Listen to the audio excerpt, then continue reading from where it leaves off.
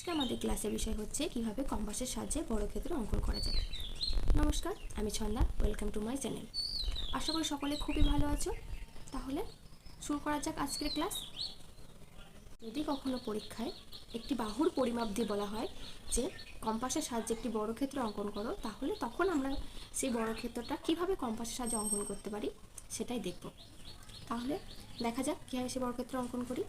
এখানে আমি 5 সেন্টিমিটার বাহু বিশিষ্ট একটি বর্গক্ষেত্র অঙ্কন করব।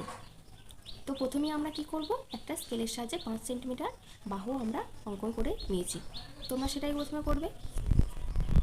পর আমরা করব, যেহেতু এখানে বলা হয়েছে 5 সেন্টিমিটার বাহু বিশিষ্ট বর্গক্ষেত্র, তাই এই নিচেতে আমরা একটা 5 সেন্টিমিটার থেকে বড় একটি বাহু আমরা অঙ্কন করব।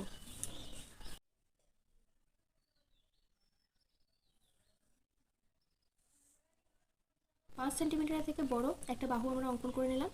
এবার আমাদের করতে হবে এই বিন্দু থেকে একটা কম্পাসের সাহায্যে 90 ডিগ্রি কোণ অঙ্কন করতে হবে। কম্পাসের সাহায্যে কীভাবে 90 ডিগ্রি কোণ অঙ্কন করতে হয় সেটা তোমরা আমার চ্যানেলে গিয়ে অবশ্যই দেখে নেবে। এখানে আমরা একটা 90 ডিগ্রি কোণ অঙ্কন করব কম্পাসের সাহায্যে।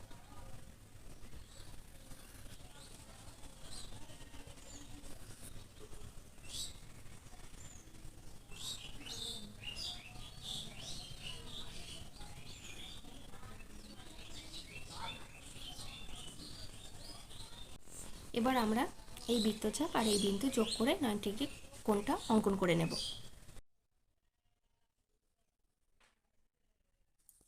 পর আমার যেটা করতে হবে, এই যে 5 সেন্টিমিটার বাহুটি আছে সেটা আমাদের এইভাবে একটি মাপ করে কম্পাসের সাহায্যে এইভাবে কেটে নিতে হবে।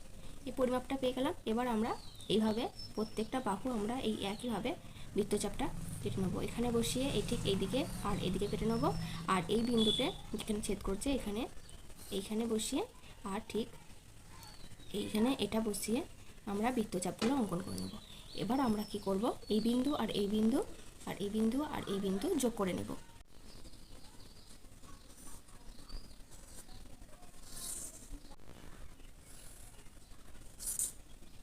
আমাদের বর্গক্ষেত্র হয়ে গেছে। এখানে আমি নাম দিই এ বি সি ডি। আর প্রতিটা বাহু হচ্ছে কত করে হচ্ছে 5 সেমি করে। এটা 5 সেমি, এটা 5 সেমি, এটা 5 সেমি, আর এটা 5 সেমি। আর প্রতিটা কোণ হচ্ছে 90 ডিগ্রি করে। এবার তোমাদের মনে হয়তো প্রশ্ন আসতে পারে যে কেন আমি 90 ডিগ্রি কোণই এখানে অঙ্কন করলাম।